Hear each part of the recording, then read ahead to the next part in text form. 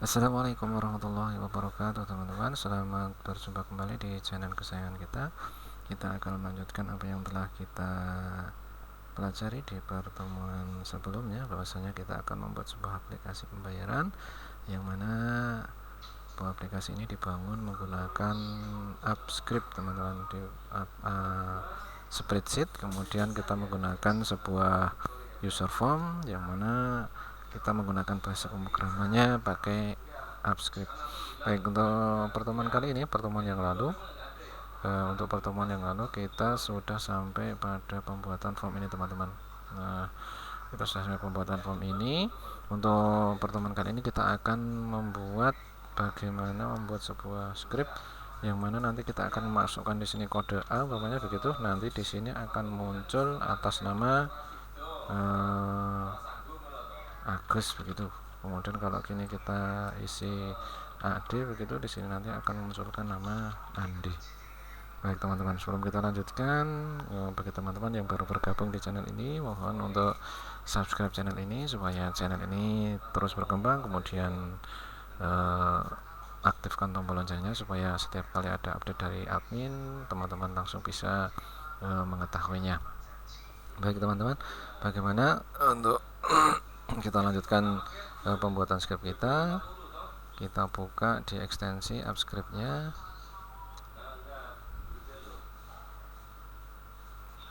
Kita besarkan.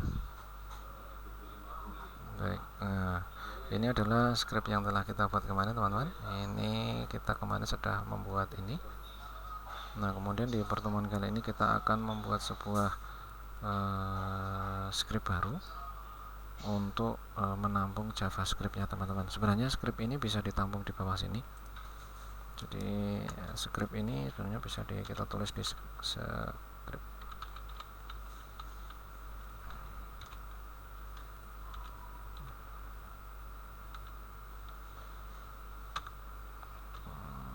Script begitu.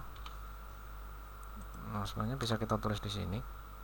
Tetapi untuk pada saat script ini nanti panjang, maka ini halaman ini akan semakin panjang teman-teman. Jadi kita akan memisahkan yang mana script JavaScript, yang mana nanti kita bedakan juga antara dari AppScript-nya, dari makronya. Jadi nanti kita akan membuat sebuah file baru HTML. Di sini kita beri nama JavaScript.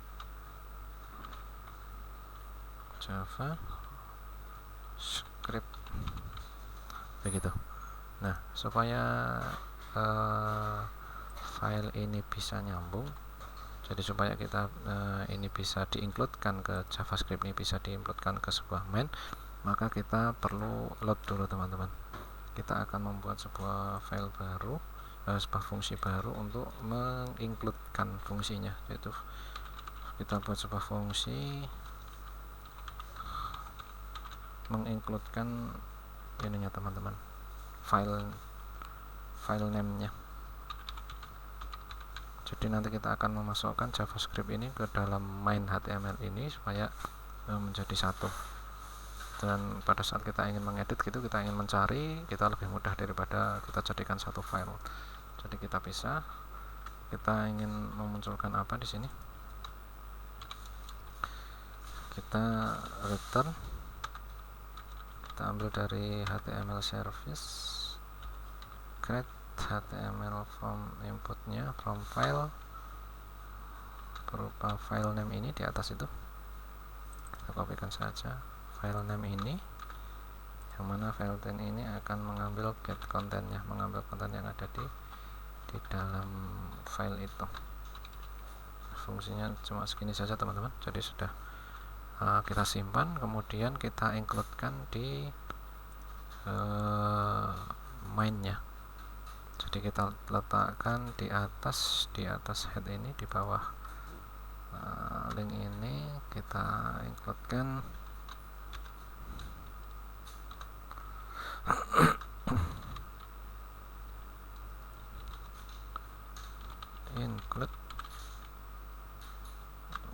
kita includekan apa, file namanya apa, kita includekan filenya adalah seperti ini teman-teman, namanya persis seperti ini, jangan sampai salah. Java, huruf besar kecilnya Java script. Nah seperti itu teman-teman, JavaScript. Kemudian kita akhiri titik koma, tanda tanya, tetap kita simpan. Kita akan mencoba di sini, kita berikan sebuah ini teman-teman, untuk apakah sudah terinclude atau belum. Jadi kita buat H1 begitu.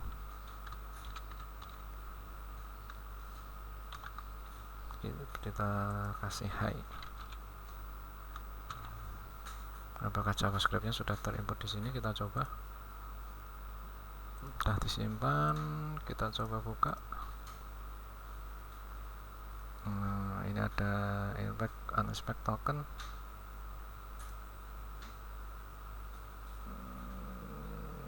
Sama dengan coba kita lihat di mainnya, include nya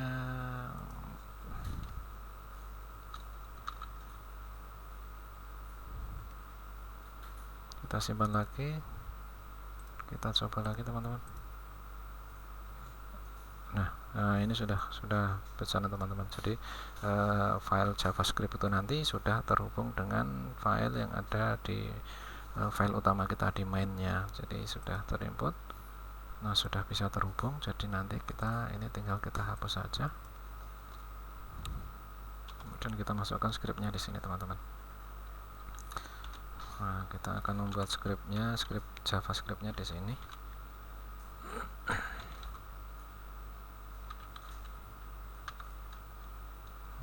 Yang pertama kali kita akan buat apa teman-teman? Kita akan membuat sebuah fungsi, yang mana fungsi itu fungsinya berupa ini teman-teman. Pada saat kita ini kan sebuah form yang bebas begini. Nanti kita akan buat apabila ada seseorang yang menginputkan data di sini. Begitu. Jadi kita akan tangani apabila ada yang menginputkan data di sini. Nah, kita akan membuat sebuah function yang namanya ini, yang menghandle inputan tadi. Apabila ada yang menginput add event listener, add event listener teman-teman, jangan lupa ini ada yang ngapain di add event listenernya, ada yang menginput, ada yang melakukan input pada data itu. Maka apabila ada yang melakukan input data, maka akan dijalankan fungsi ini, function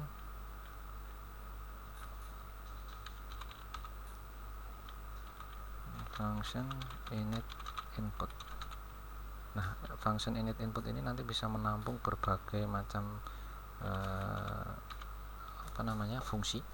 Jadi nanti ada yang nanti umpamanya ada yang input di sini, atau nanti ada yang input di via ini, nanti ada yang menginput di data kode santri, dan ada yang di kode pembayaran, nanti ditangani di window event listener ini, di function init input ini teman-teman.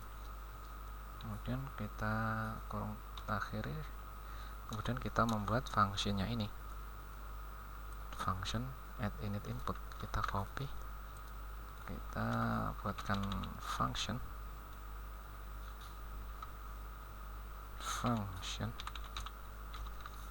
nah ini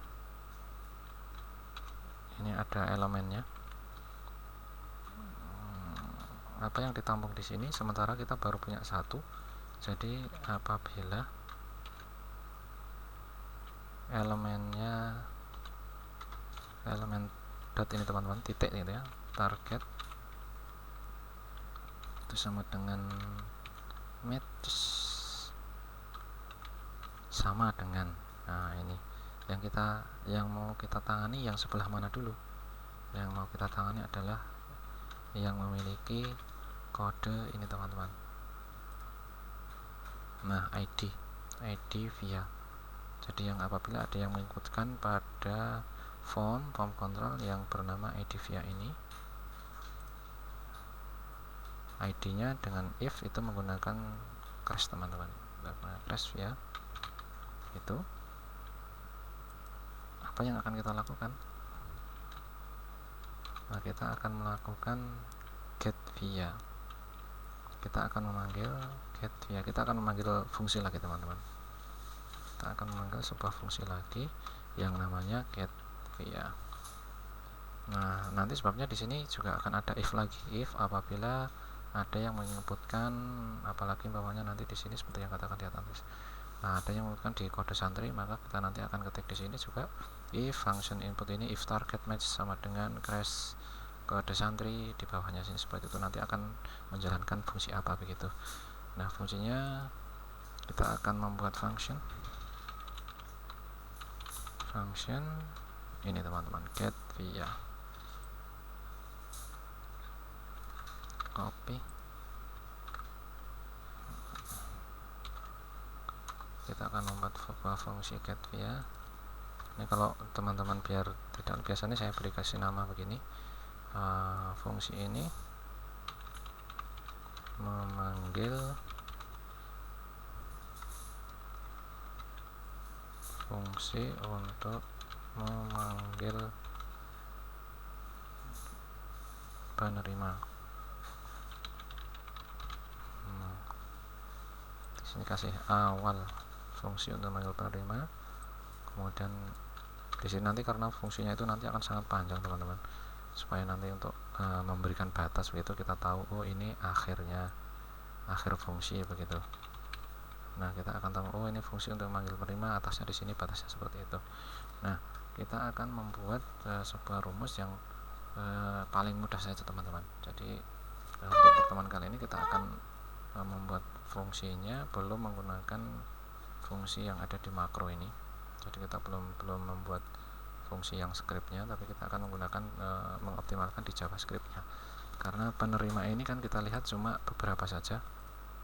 Kita lihat di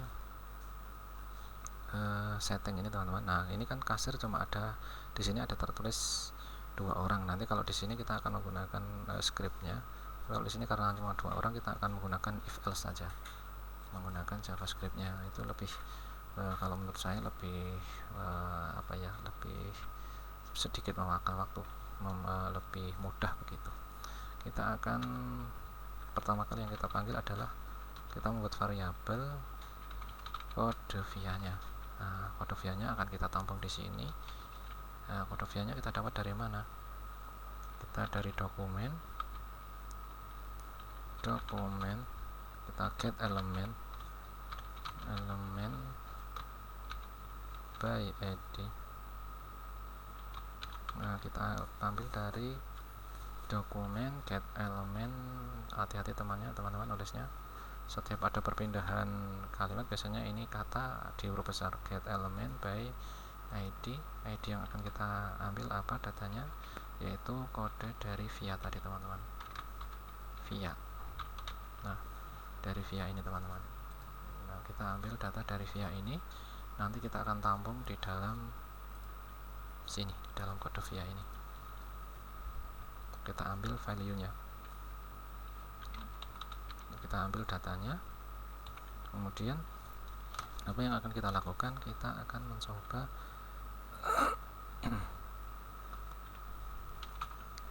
membuat if saja. Nah, biar lebih enak begitu. Apabila kode via ini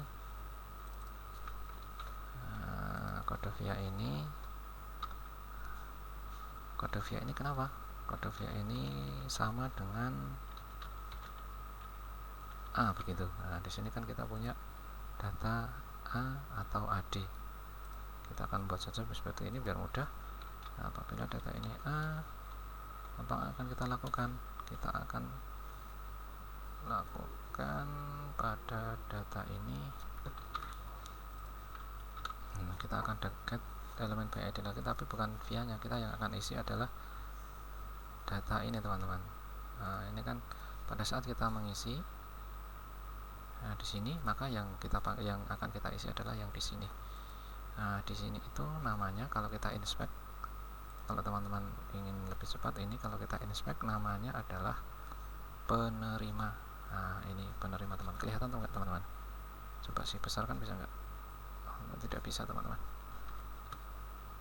Nah, tidak bisa. Jadi tidak bisa kita ini saja. Dari sini kita perlihatkan dari HTML saja bahwasanya yang kita panggil adalah ini penerimanya. Jadi kita ganti penerima. Penerimanya akan kita isi apa? Kita isi value nya dengan Agus begitu. Ahmad ya, Ahmad. Coba kita lihat, Ahmad. Kita isi Ahmad.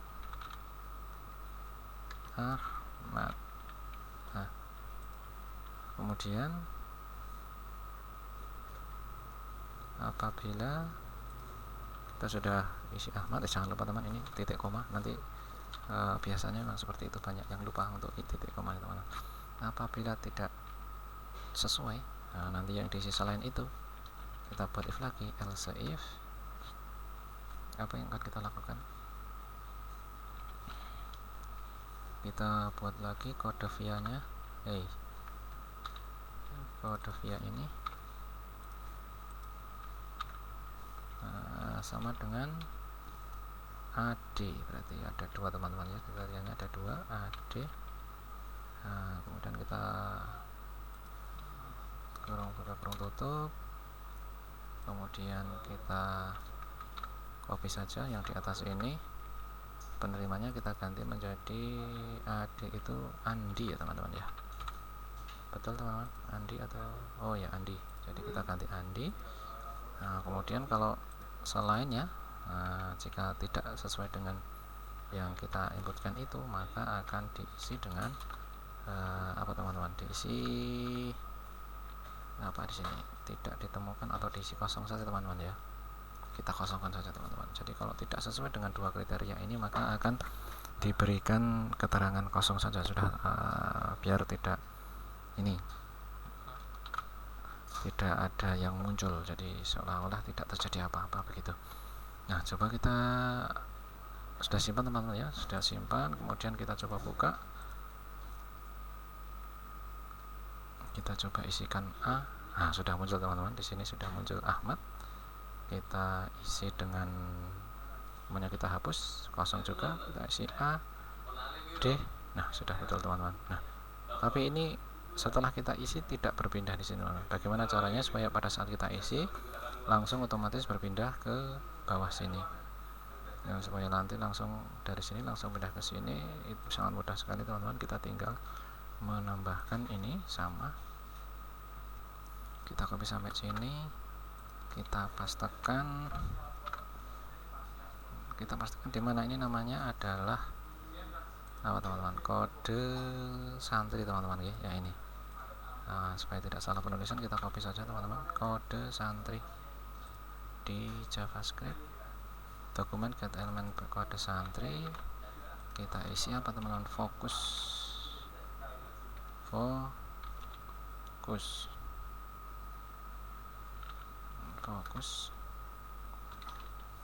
Kita titik koma.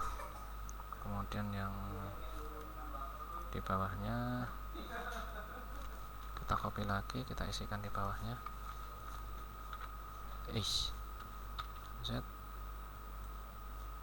Kita copy, kita pastekan di sini. Nah, saat kita coba lagi, teman-teman, apakah sudah bisa? Coba kita tutup dulu. Kita coba isi dengan sembarang, tidak terjadi apa-apa, teman-teman. Kita coba isi dengan A, langsung berpindah sini, teman-teman. Lihat, ini langsung pada saat kita isi AD. Nah, ini, teman-teman, kelemahannya menggunakan ini, kita harus ngisi data ini dengan cepat, teman-teman.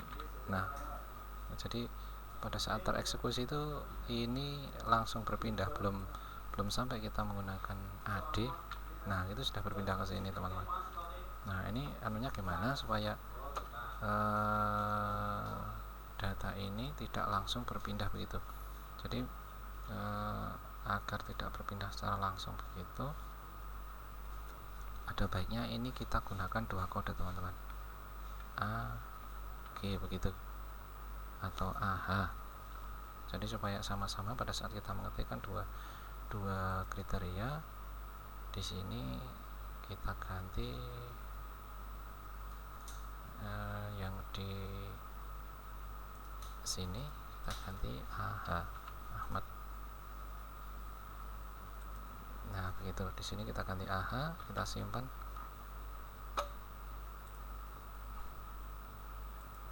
Kita coba isi lagi.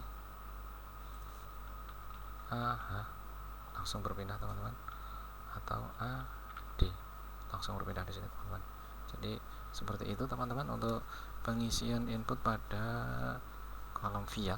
Nah, kemudian nanti untuk pertemuan berikutnya kita akan mencoba mengisi di data yang memanggil data santrinya teman-teman. Kita menggunakan kode ini 0001, nanti di sini akan muncul nama santrinya, kemudian di sini akan muncul nama kelasnya. Kalau teman-teman ingin mencoba, silahkan coba teman-teman membuat. Nanti apakah teman-teman bisa membuatnya? Apabila ada yang masih kurang jelas bisa dimasukkan di komentar, dan jangan lupa teman-teman untuk yang belum subscribe untuk subscribe supaya target pengumpulan subscribe kita cepat terpenuhi teman-teman, karena teman-teman membantu admin untuk supaya channel ini cepat berkembang teman-teman. Baik, terima kasih atas kesediaan teman-teman mengikuti tutorial ini, mudah-mudahan bermanfaat bagi teman-teman semuanya. Kita akhiri, assalamualaikum warahmatullahi wabarakatuh.